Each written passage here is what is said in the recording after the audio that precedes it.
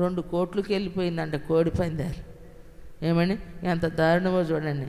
పక్కోడు ఆకలి వేసేస్తున్నాడు, ఫీజులు కట్టుకోలేక అల్లాడిపోయే వాళ్ళు ఉన్నారు.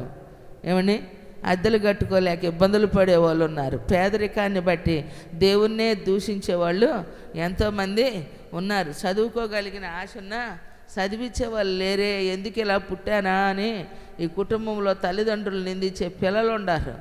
ఎన్ని కుటుంబాలు బాగు చేయొచ్చు. పేదవాళ్ళకి ఎంతమందికి ఇల్లు కట్టించవచ్చండి. ఉండోడు దోసుకోవటం అయింది.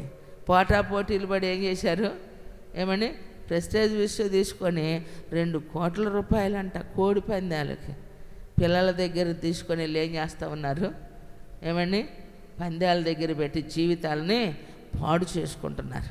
అందుకే ప్రభు అన్నారు, మీ పండుగ దినాలు, మీ అమావాస్య దినాలు నాకు అసహ్యము, వాటిని నేను ఆగ్రహించను.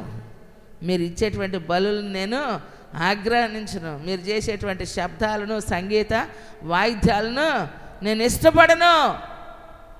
ఏది దేవునికి ఇష్టం అంటే నీరు ప్రవహించినట్లుగా నీతిని ఏమని ప్రవాహం వలె పొర్లిపారునట్లుగా ఆయన కృపను న్యాయమునట మనం జరిగించే వారికి ఉండాలంట. చప్పట్లు కొట్టి దేవుడిని స్తుతిద్దామా.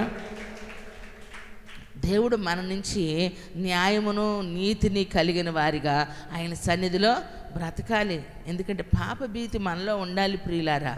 ఏమండి పాప క్షమాపణ ఎదుటి మనిషికి కావాలి అని అంటే మనలో ఇది దైవత్వాన్ని కలిగిన వారిగా వారు వింటారు లేదు అన్నది నీకు అనవసరం.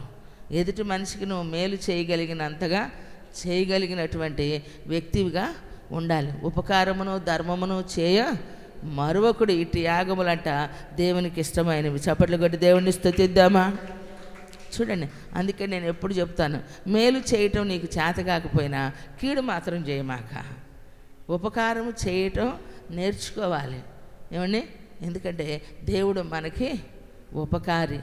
అవునా కదా? కీర్తనల గ్రంథంలో ఉంది కదా మాటలు. నాకు చాలా ఇవన్నీ నేను చిన్నప్పుడు చదివిన పదాలు అలా ఫీడ్ అయిపోయినాయి ముద్రలాగా.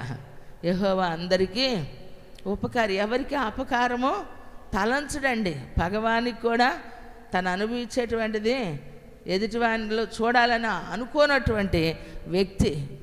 ఈరోజు మనం కూడా అలా దైవత్వాన్ని పోలిన వారిగా ప్రభు రాకడ కొరకు, రాజ్య అభివృద్ధి కొరకు ప్రయాసపడాలి ప్రియులారా దేవుని సన్నిధిలో. ఎందుకంటే మనం దేవుని యొక్క సన్నిధిలో పిలుపు పరుగులు తీస్తూ ఉన్నాడు.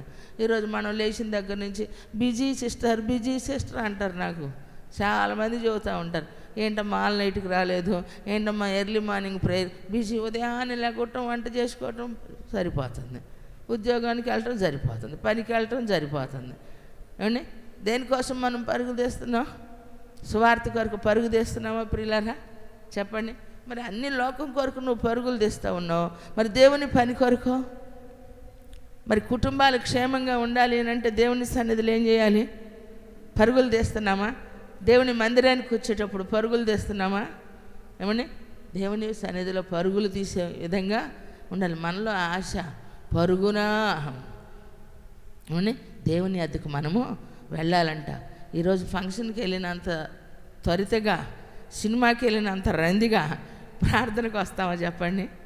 హడావుడిగా ప్రతిదానికి గేట్లు వేస్తున్నారు. ఇప్పుడు గేట్ అయింది ఎక్కడ? చర్చిలోనే కదా. వేస్తే ఒక సతీష్ కుమార్ చర్చికి అతనట్టున్నారు. ఏమండి, మరి దేవుని సన్నిధిలో ఉన్నటువంటి మన జీవితంలో ఈరోజు దేవుని అద్దకు వచ్చేదానికి మనం పరుగులు తీసే విధంగా ఉంటున్నామా? ఒక వ్యక్తి అద్దకు వెళ్ళి వేసే మాటలు ఏమండి కోహినూరు వజ్రం కన్నా మించిందండి. ఈరోజు ఒక క్రైస్తవుడు సువార్త ప్రకటించేటువంటి వ్యక్తిగా ఉంటే, ఎందుకంటే ఒక వ్యక్తి నార్మల్ పర్సన్ అండి, కూరగాయలు తీసుకురావటానికని వెళ్ళి దేవుడు తన్ని దర్శించేసరికి ఆ భారం తనలో ఉండేసరికంట కూరగాయలు తేటానికి వెళ్ళిన వ్యక్తి ఇప్పుడు వస్తాడని నెల, 2 నెలలు, సంవత్సరం, 2 సంవత్సరాలు, 2 సంవత్సరాలకు తిరిగి వచ్చాడంటండి. ఎక్కడికి వెళ్ళారండి, ఏమైందండి, నేనేంటి, పిల్లలేంటి అని అంటే, నా దేవుని పని నేను చేస్తే నా కుటుంబాన్ని దేవుడు చూసుకుంటాడు. కొట్టు చప్పట్లే గట్టిగా. నాకు పని అప్పచెప్పిన వాడు నా కుటుంబాన్ని ఆయన చూసుకుంటాడు కదా. ఏమండి, పని అప్పగించిన వాడు జీతం ఇస్తాడా లేదా?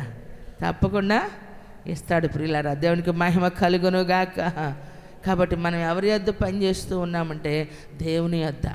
నా దేవుడు నాతో కూడా చెప్పింది అదే, నువ్వు నా పని చేయి, నీ కుటుంబాన్ని నేను విడిపిస్తా. ఒక్క మాటకి నా ప్రభువుకు నేను అప్పగించుకున్నానండి. అడిగాను, ఏమండి పని చేస్తే డబ్బులు ఎవరు ఇస్తారయ్యా అంటే ఆయన ఇస్తాడు అని చెప్పాడు, ఒక దైవజనుని యొక్క పోలికలో ప్రియులారా.